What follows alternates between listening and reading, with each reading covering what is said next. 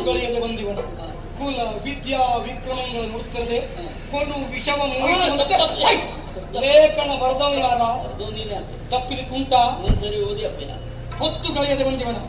ಕುಲ ವಿದ್ಯಾ ವಿಕ್ರಮಗಳ ನೀ ನೋಡುತ್ತಿರದೆ ಕೊಡು ಕೊಡು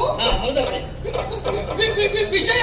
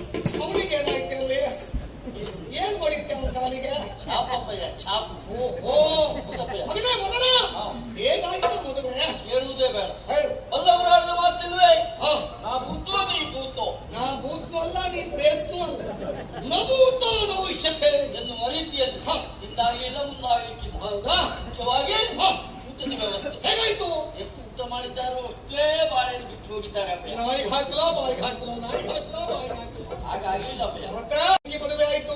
ಇನ್ನು ಅಲ್ಪ ಸ್ವಲ್ಪ ಉಂಟು ಅಂತಾದ್ರೆ ನಿನ್ನ ಮದುವೆ, ಇನ್ನೇನಾದ್ರೂ ಚೂರುಪಾರು ಉಂಟು ಅಂತಾದ್ರೆ ನಿನ್ನ ಅಪ್ಪನ ವೈಕುಂಠ ಸಮಾರಾಧನೆ. ಹೇಗೆ ಓ ನನಗೆ ಸದ್ಯ ಮದುವೆ ಬೇಡ ಅಪ್ಪ. ಕೇಳ್ದೇನೆ ಮಗಳ ಅವನ ಮಾತನ್ನ. ಏನು ಅಂದ್ರೆ ಅಪ್ಪನ ವೈಕುಂಠ ಸಮಾರಾಧನೆ ಬೇಗ ಆಗಬೇಕು ಅಂತ ಹಾಗಲ್ಲ ಅಪ್ಪಯ್ಯ, ತಪ್ಪಾಗಿ ತಿಳಿಬೇಡಿ. ಮತ್ತೆ ಎಲ್ಲಿಯಾದ್ರೂ ತೊಂದರೆ ಆಯ್ತು ಅಂತಾದ್ರೆ ಮದುವೆಯನ್ನಾದ್ರೂ ಮುಂದೆ ಹಾಕ್ಬಹುದು, ವೈಕುಂಠ ಸಮಾರಾಧನೆ ಮುಂದೆ ಹಾಕಿಲ್ಲ.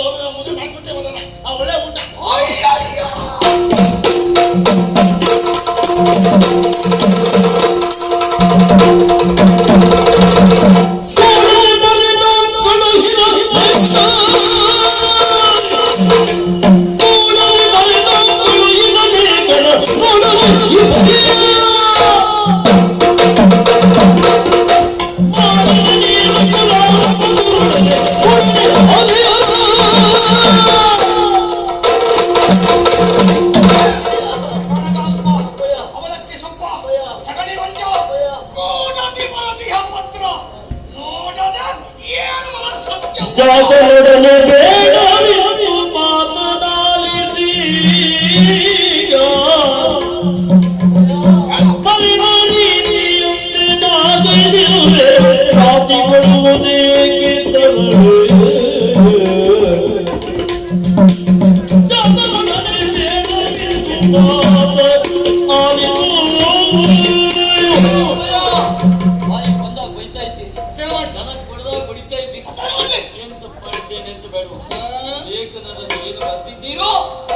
ಕುಲಮಾರಿ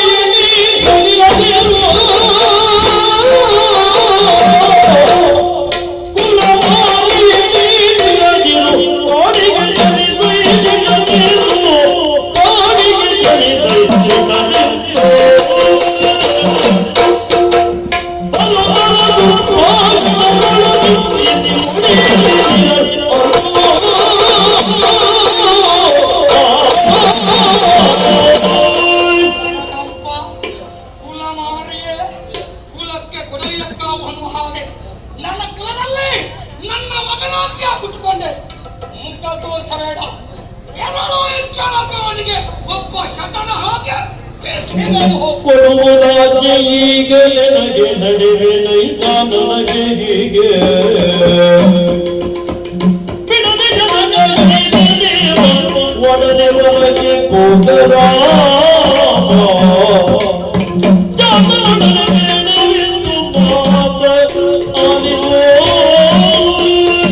ಸಮಾಧಾನ ಆಗ್ತದೆ ಅಂತ ಖಂಡಿತವಾಗಿ ಕಾಡಿಗೆ ಹೋಗ್ತೇನೆ. ತ್ರೇತಾಯುಗದಲ್ಲಿ ಶ್ರೀರಾಮಚಂದ್ರ ತನ್ನ ತಂದೆಯ ಮಾತನ್ನ ಈಡೇರಿಸುವುದಕ್ಕಾಗಿ ಕಾಡಿಗೆ ಹೋಗಿ ವನವಾಸವನ್ನು ಅನುಭವಿಸಿದ. ಪ್ರಪಂಚಕ್ಕೊತ್ತು ಕಥೆ ಲೋಕದ ಪಾಲಿಗೆ ಮರ್ಯಾದ ಪುರುಷೋತ್ತಮ ಎನ್ನುವ ಹಾಗೆ ಕರೆಸಿಕೊಂಡ. ಆ ತ್ರೇತಾಯುಗದಲ್ಲಿ ಜನರ ಪಾಲಿಗೆ ಶ್ರೀರಾಮಚಂದ್ರ ಆದರ್ಶನಾಗಿದ್ದ. ಈಗ ನಿಮ್ಮ ಮಾತನ್ನ ಈಡೇರಿಸಿ ಈ ವರ್ಷದ ಆದರ್ಶ ಪುರುಷ ನಾನಾಗ್ತೇನೆ.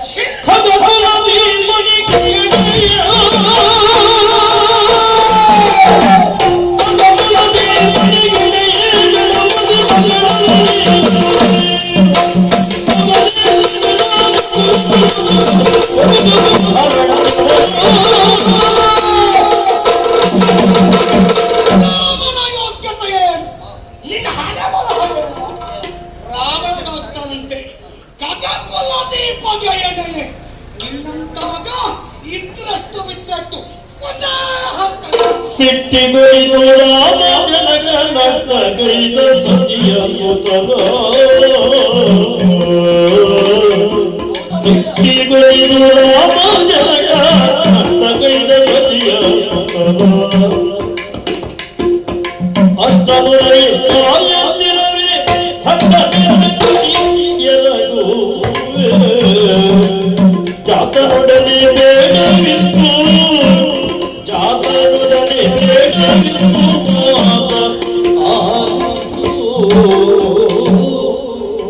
ನಿಮಗೆ ಸಂತೋಷ ಆಗ್ತದೆ ಎಂದಾದ್ರೆ ಕಡಿಯಲು ತೊಂದರೆ ಇಲ್ಲ. ಸಿಟ್ಟು ತನ್ನ ವೈರಿ ಶಾಂತಿ ಪರ್ವ ವೈರಿ ಅಂತ ಹೇಳಿದ್ರು. ಒಂದು ಸಿಟ್ಟು ಬಂದು ಬಾವಿಗೆ ಹಾರಿದ್ರೆ ಬತ್ತಿ ಸಿಟ್ಟು ಬಂದ್ರು ಮ್ಯಾಲ್ ಬರ್ಲಿಕ್ಕಾಗುದಿಲ್ಲ ಅಪ್ಪಯ್ಯ. ಇನ್ನೊಂದು ಸಂದರ್ಭದಲ್ಲಿ ಜಮದಗ್ನಿ ಮಹರ್ಷಿಗಳು ಸಿಟ್ಟಿಗೆ ಮನಗುಟ್ಟು ಹೆಂಡತಿ ಮಕ್ಕಳನ್ನ ಕಳೆದುಕೊಂಡು ಅವರಿಗೆ ಬದುಕಿಸುವಂತ ಯೋಗ್ಯತೆ ಅರ್ಹತೆ ಇತ್ತು, ತೊಂದರೆ ಆಗಲಿಲ್ಲ. ನಿಮ್ಗೆ ಇರುವಾಗ ನಾನು ಒಬ್ಬನೇ ಮಗ, ಯೋಚನೆ ಮಾಡಿಕೊಡಿರಿ ಅಪ್ಪಯ್ಯ. ನಿನ್ನ ಅಪ್ಪನಿಗೆ ಪುರಾಣದ ಕಥೆ ಹೇಳ್ತೀಯ ನೀನು? ಲೇಖನದಲ್ಲಿ ನಾನು ಬರ್ದಾಗೆ ಮಾಡಿದ್ದೀಯ. ಹೌದಪ್ಪಯ್ಯ. ಎಲ್ಲಂತ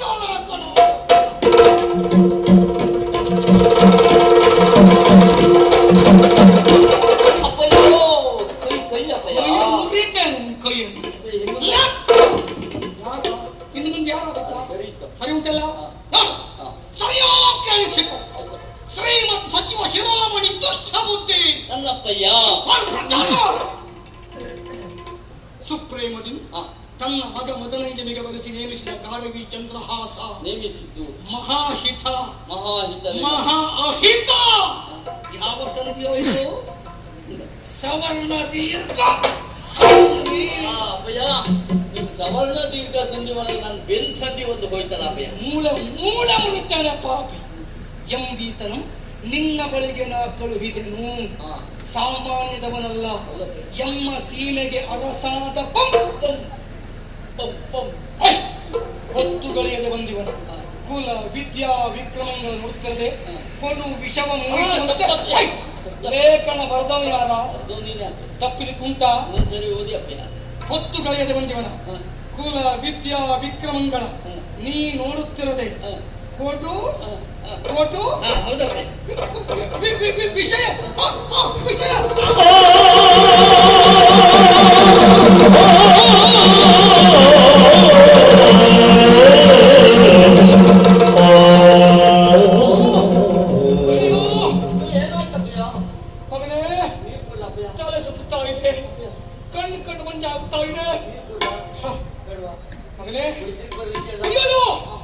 ಯಮ ಬಂದ್ರೆ ಹೆಣ ಮಾತ್ರ ತೆಗೆದುಕೊಂಡು ಹೋಗ್ತಾರಂತೆ. ವೈದ್ಯ ಹೋಗ್ತಾರೆ ಅಂತ ಆದ್ರೆ ಹೆಣದ ಒಟ್ಟಿಗೆ ಹಣವೂ ತೆಗೆದುಕೊಂಡು ಹೋಗ್ತಾರೆ. ಬೇಡವರು ಬರುವುದು. ಅಯ್ಯೋ ಅವಳು ಕರಿಬೇಡುವ ಮೊದಲೇ ಅವಳಿಗೆ ತುಂಬು. ನನಗೆ ಇದೆಲ್ಲವೂ ಪಿತ್ತ ಪ್ರಕೋಪ. ಸ್ವಲ್ಪ ಕಾಲ ವಿಶ್ರಾಂತಿ ಬೇಕು. ಬೇಕಾದ ಆಕಾರ ಕೊಡ್ತೇವೆ. ಹೋಗು ಮಗನೇ.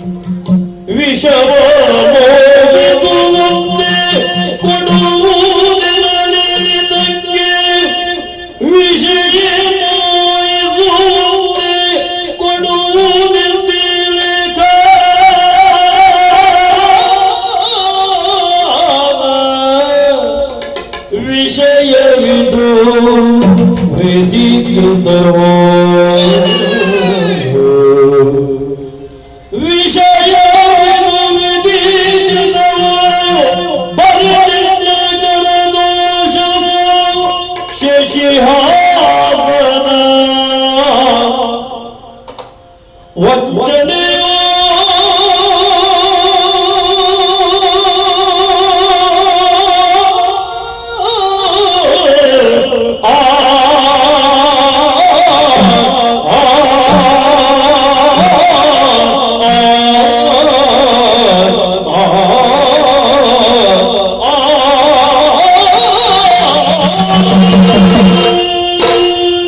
ಏನೇನು ವಿಪರ್ಯಾಸ!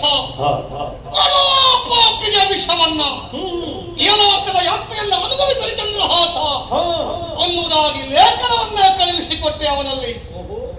ಏನಿದು ವಿಧಿಯ ಆಟ, ವಿಧಿಯ ಕೈವಾಡವೋ ಅಲ್ಲ. ನನ್ನ ಕರದೋಷವು ಒಂದು ಅರ್ಥವಾಗುತ್ತಾ ಇಲ್ಲ. ಅಲ್ಲ, ಚಂದ್ರಹಾಸನ ಮೋಸವೋ. ಹಾಗಾದ್ರೆ ಆ ದಿವಸ ಅವನನ್ನೇ ಪರೀಕ್ಷೆ ಮಾಡಿದೆ. ಅದರಲ್ಲಿಯೇ ಉತ್ತೀರ್ಣತೆಯನ್ನು ಪಡೆದಿದ್ದಾನೆ ಚಂದ್ರಹಾಸ ಎಂಬಲ್ಲಿಗೆ ನನ್ನ ಮಗ ಮಥನ ತಪ್ಪು ಮಾಡಲಿಕ್ಕುಂಟೆ? ಇಲ್ಲವೇ ಇಲ್ಲ.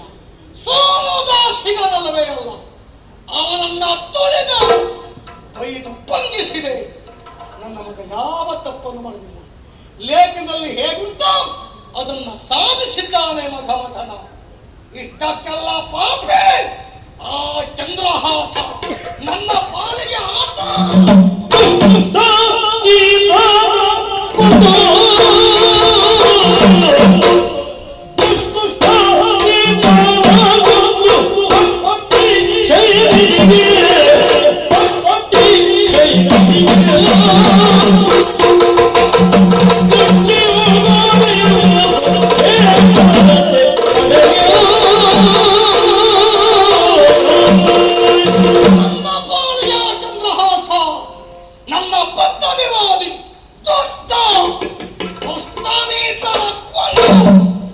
ಅಟ್ಟಬೇಕು ಶೈವಿನಿಯ ಪುರಕ್ಕೆ. ಕಾಣುತ್ತಿರುವಂತ ಈ ಕುಂದನಾಡು ನನ್ನ ಕಪಿಮುಷ್ಟಿಗೆ ಸೇರಲೇಬೇಕು. ಚಂಪಕ ಮಾಲಿನಿ ನನ್ನ ಮನೆಯ ಸೊಸೆಯಾಗಿ ಬರಬೇಕು. ನನ್ನ ಮಗ ಮದನ ಈ ನಾಡಿಗೆ ಮಹಾರಾಜನಾಗಿ ನಡಿಬೇಕು. ಇದೇ ನನ್ನ ಸಂಕಲ್ಪ, ನನ್ನ ಮಾದಾಸೆ. ಇಂದು ನನ್ನ ಆಶಾ ಗೋಪುರದ ಕನಸು ಮಚ್ಚಮೂಲಾಗುತ್ತಾ ಇದೆ ಅಂತಾದ್ರೆ ಇದಕ್ಕೆ ಕಾರಣ ದುಷ್ಟ ಚಂದ್ರಹಾಸ. ಅವನನ್ನ ಸತ್ತ ಅಂತಾದ್ರೆ ನನ್ನ ಮಗಳು ಮದುವೆಯಾಗಿ ಹೋಗ್ತಾಳೆ. ಮಂಡಯಾಗಲಿ ಉಂಡು ಬಿದ್ದದಲ್ಲಿ ಅವಳಿಗೆ ಏನು ಕೊರತೆ ಇಲ್ಲ. ಕೆಲವು ಕಣ್ಣೀರು ಹಾಕ್ತಾಳೆ, ಆಮೇಲೆ ಸುಧಾರಿಸಿಕೊಳ್ತಾಳೆ. ಇಷ್ಟು ಮಾಡಲೇಬೇಕು. ಇದೇ ನನ್ನ ಛಲ. ಓ ಮಗನೇ,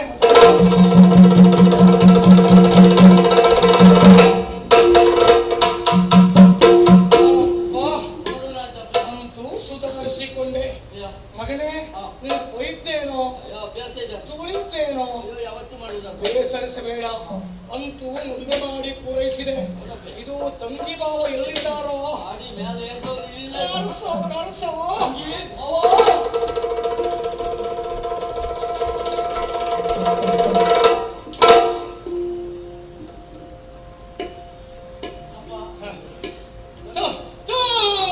ಸಂತೋಷ ಮಗಳೇ.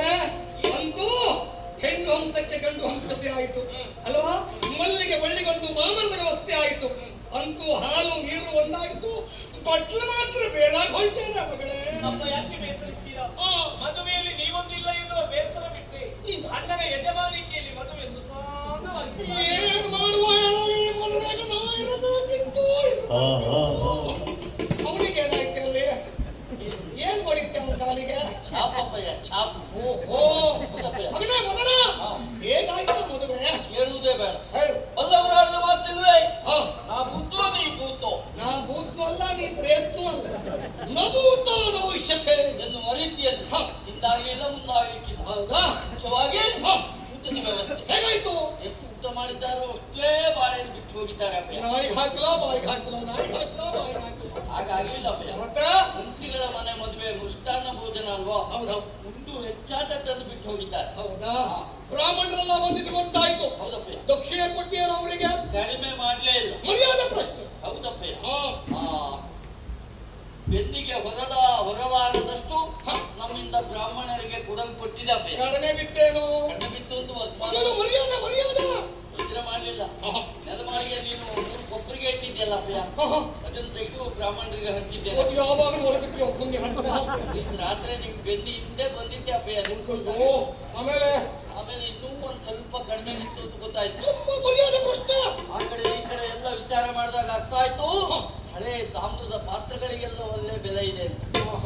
ಒಂದು ಬಿಡದೆ ಎಲ್ಲ ಮಾರಾಟ ಮಾಡಾಕ್ತಿದ್ದೇನೆ. ಕಡಿಮೆ ಬಿಟ್ಟೇನೋ ಅವು ಅದೇ ಸರಿ ಆಯ್ತು ಅಲ್ಲಿಗೆ. ಅಂತೂ ಈ ಹಳೆ ತಲೆ ಒಂದು ಉಂಟು ಅಂತಾದ್ರೆ ಇಲ್ಲಿ ನನ್ನನ್ನು ಮಾರಾಟ ಮಾಡಿಬಿಡ್ತಿದ್ಯೋ ಏನೋ ನೀನು. ಇಲ್ಲ ಅಪ್ಪಯ್ಯ, ನಿಮ್ಮನ್ನೆಲ್ಲ ಯಾರು ತಗೊಳ್ತಾರೆ ನಾನು ಯಾವುದಕ್ಕೂ ಇಲ್ಲ ಅಂತ ಇದ್ದಲ್ಲ ಹಾಗಲ್ಲ ಅಪ್ಪಯ್ಯ, ಪಾತ್ರೆಗಳಿಗೂ ಮನುಷ್ಯರಿಗೂ ಬೇರೆ ಬೇರೆ ಬೆಲೆ ಉಂಟು ಅಂತ ಹೇಳಿದ್ದು. ಅಂದ್ರೆ ಆ ಧೈರ್ಯ ಯಾರಿಗಿಲ್ಲ. ಅಂತೂ ಇಷ್ಟು ಕೂಡಿಟ್ಟೆ. ತಂಗಿ ಮದುವೆ ಆಯ್ತು, ಇನ್ನು ಅಲ್ಪ ಸ್ವಲ್ಪ ಉಂಟು ಅಂತಾದ್ರೆ ನಿನ್ನ ಮದುವೆ, ಇನ್ನೇನಾದ್ರೂ ಚೂರ್ಪಾರು ಉಂಟು ಅಂತಾದ್ರೆ ನಿನ್ನ ಅಪ್ಪನ ವೈಕುಂಠ ಸಮಾರಾಧನೆ. ಹೇಗೆ ಅಪ್ಪಯ್ಯ?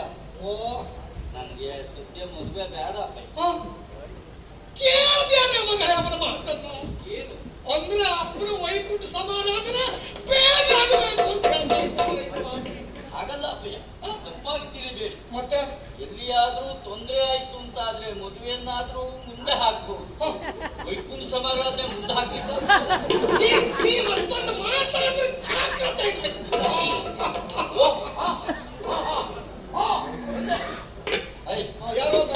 ಯಾರು ಅಲ್ಲ, ಮಹಾರಾಜರಿಂದ ಆಮಂತ್ರಣ ಬಂದಿದೆ. ಇತ್ತೀಚೆಗೆ ಅವರಿಗೆ ಮಾತಾಡ್ಲಿಕ್ಕೆ ಸಲಹೆ ನೀಡುವುದಕ್ಕೆ ಎಲ್ಲವುದಕ್ಕೂ ನಾನೇ ಬೇಕು ಅಪ್ಪಯ್ಯ. ಹಾಗಾಗಿ ಇಲ್ಲಿಂದ ಅಲ್ಲಿವರೆಗೆ ಹೋಗಲೇಬೇಕಾದದ್ದು ಅನಿವಾರ್ಯ ಎನ್ನುವ ವಿಷಯವನ್ನ ಮತ್ತೆ ಮತ್ತೆ ಒತ್ತಿ ಒತ್ತಿ ಹೇಳ್ತಾ ಹೋಗಿ ಬರ್ತೇನೆ. ಯಾವಾಗ ಕಲಿತೀಯೋ? ಹಳೆಗನ್ನಡ. ಬಹಳ ಬುದ್ಧಿವಂತಾಗ್ಬಿಟ್ಟೆ.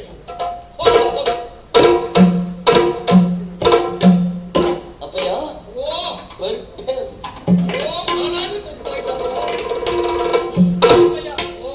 ವಿಶ್ರಾಂತಿ ಆಗತ್ತೆ. ಈಗ ರಾಜಕೀಯ ಕೆಲಸಕ್ಕೆ ತಲೆ ಹಾಕಬಾರದು. ಸದ್ಯಕ್ಕೆ ಹೋಗುವುದಿಲ್ಲ. ಕರೀತಾ ಇದ್ದಾರೆ, ಮಾತನಾಡುವುದಕ್ಕಿದೆ ಅಂತೆ. ಬರಬೇಕಂತೆ. ಹೇಳುವುದು ಯಾರನ್ನ, ನೋಡುವುದು ಎಲ್ಲೋ. ನಿನ್ನನ್ನು ಯಾರೂ ಕರೆಯುವುದಿಲ್ಲ ಅಂತ ಬೇಸರಿಸಬೇಡ. ಹಕ್ಕಿಗೆ ರೆಕ್ಕೆಯೇ ಬಲ, ನಮಗೆ ಒಳಿಂದೇ ಬಲ. ನಿನ್ನ ಕರೀತಾ ಇದ್ದೇನೆ. ಚಂದ್ರಹಾಸ, ನಮ್ಮಲ್ಲಿಯ ಪದ್ಧತಿ ಮದುವೆಯಾಗಿ ಮದುಮಕ್ಕಳು 4 ದಿವಸದ ಒಳಗಾಗಿ ಕೆಲವು ದೇವಾಲಯಕ್ಕೆ ಹೋಗಿ ಬರಲೇಬೇಕು. ಇದು ಮಹಾಗಣಪತಿಯ ದೇವಸ್ಥಾನ, ಅನಂತಪುರ ದೇವಸ್ಥಾನ, ನಾಗಬನ. ಹಾಗಾದ್ರೆ ಕಾಳಿಕಾ ಮಂದಿರ ಅಲ್ಲಿ ಒಂದು ಹೋಗ್ಬೇಕು ಅಂತ ಯಾರು ಹೇಳಿಲ್ಲ. ಅಯ್ಯಯ್ಯೋ ಚಂಡಿ ಚಾಮುಂಡಿ ಅಮ್ಮ ಭವಾನಿ, ಎಲ್ಲಾದ್ರೂ ನೀನು ಮುರಿದೆ ಅಂತಾದ್ರೆ ಕೆಂಡದ ಮನೆಯನ್ನೇ ಹೆಸರಿಸುತ್ತೀಯ. ನಮ್ಮ ಕುಂತಲ ಅಂತ ಹೇಳುವುದು. ಇವತ್ತು ಮದುವೆಯಾದ 4ನೇ ದಿವಸ ಸತಿಯಾದ ವಿಷಯದಲ್ಲಿ ಕುಡಿಕೊಂಡು ನಾನು ಹೋಗಿ ಪೂಜೆ ಕೊಟ್ಟು ಬರ್ತೇನೆ. ಅದಕ್ಕೇನಂತೆ? ಹಾಗಾದ್ರೆ 4 ದಿವಸ ಅಂತ ಆಯ್ತಲ್ಲ, ಸತಿ ಕರ್ಕೊಂಡು ಹೋಗ್ಬೇಡ. ಇಲ್ಲಿ ಮಾತ್ರ ಹೋಗ್ಬೇಕು ಕಾಳಿಕಾ ಮಂದಿರಕ್ಕೆ. ನೀನು ಓರ್ವನೇ ಹೋಗಬೇಕು, ಅದು ಸರಿಯಾದಂತಹ ಸಮಯ. ಹಾಗಾಗಿ ನಿರ್ತೇನೆ, ಹೋಗಿ.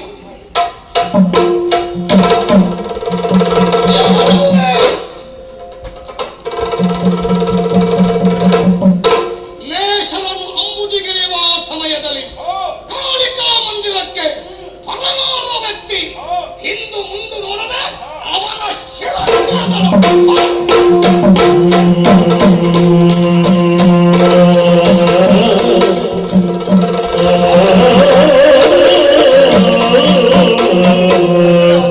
ಕಾಳಿಕಾ ಮಾತಿಗೆ ಪೂಜೆ ಕೊಟ್ಟು ಬರಬೇಕು ಅಂತ ಮಾವನೇ ಹೇಳಿದ್ದಾರೆ.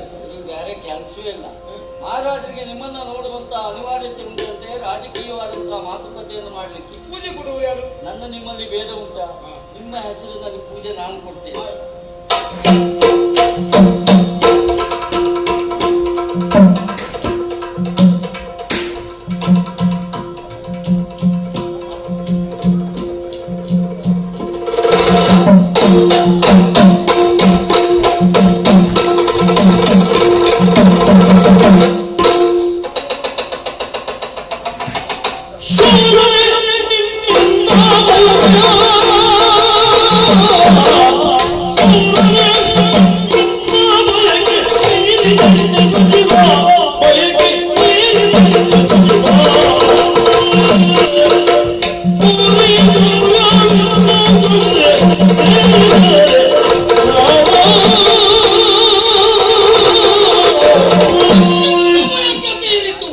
ಆ ಕಡೆ ಮುಷ್ಟಿ ಮುಷ್ಟಿ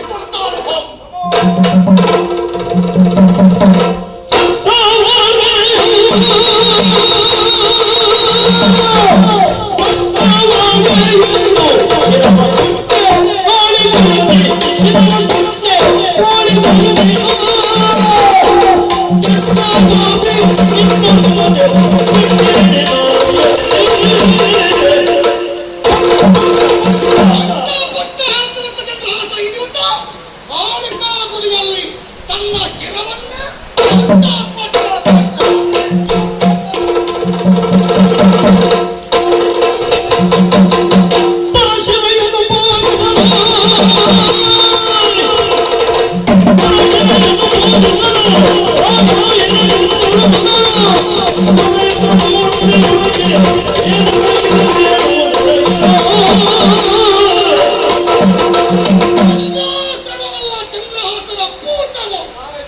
ಹೇಳಿದ್ದೇನೆ ಮಾಡಿದ್ದೇನೆ.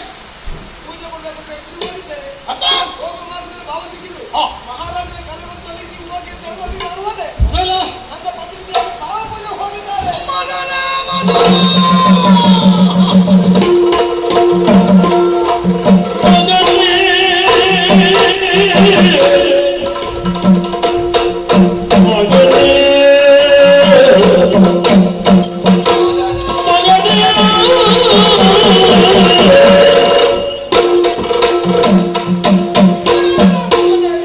ಮಗನೇ ನಿನ್ನ ನೋಡುಗಿ ಜಗದೊಳು ಹೊಗೆಗೆ ಊಳಿಗನಾಗಿ ಜೀವಿಸೆ ಮಗನೇ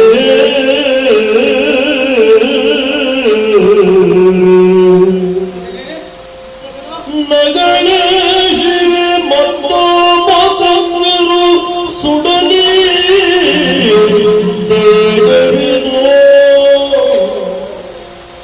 ನಗಳೆ ಶಿವೆ ಮತ್ತು ಮತಂದ್ರು ಸುಡಲಿ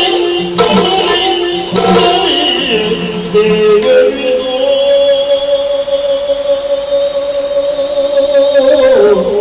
ಮಗನೇ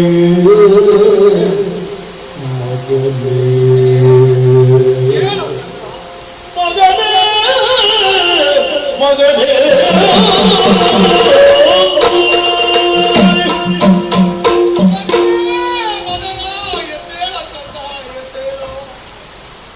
ನಿನ್ನ ಸುದೀರ್ಘವಾದಂತಹ ಬದುಕು ಸದಾ ಗುರಿ ಮುಟ್ಟುತ್ತದೆ. ಈ ಉಜ್ವಲವಾದಂತಹ ಭವಿಷ್ಯತ್ತು ಬೆಳಗಬೇಕು ಅನ್ನುವುದಾಗಿ ಭಾವಿಸಿಕೊಳ್ಳಲು ಹೋಯಿತು.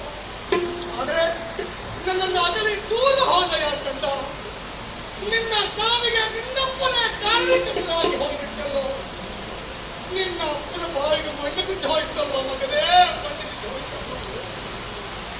ಶಿವ ಮತಂಗರು ಸುಡಲಿ ಇದು ಸಾಧಿಸಿಯಪ್ಪ ಅನ್ನುವುದಾಗಿ ಪ್ರಸ್ತಾರವನ್ನೇ ಉಂಟಾಗುತ್ತಾರೆ. ಕಂದ ಕುಂತಳದ ಆಸೆ ಇಲ್ಲಿಗೆ ನೀನಪ್ಪ ಮಹಾರಾಜನಾಗಬೇಕು. ಏನೆಲ್ಲ ಕೆಲಸ ಕಂಡೆವು.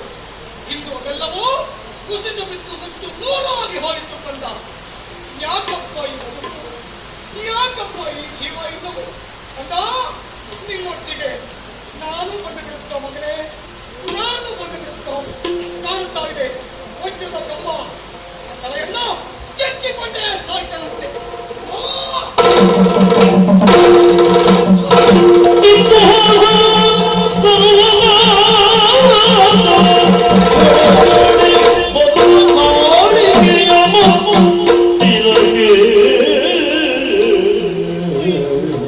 ನೋಡಿದ್ರಾ? ನನ್ನ ತಂದೆಯ ಮಾತ್ರ ಸತ್ತು ಬಿದ್ದಿದ್ದಾರೆ. ಇವರನ್ನು ಬಿಟ್ಟು ಬದುಕುವ ಶಕ್ತಿ ನನಗಿಲ್ಲ. ನಾನು ಸಾಯುತ್ತೇನೆ. ನಾನು ಎಲ್ಲ ಸಮಸ್ಯೆಗೆ ಸಾವನ್ನೇ ಪರಿಹಾರವಲ್ಲ.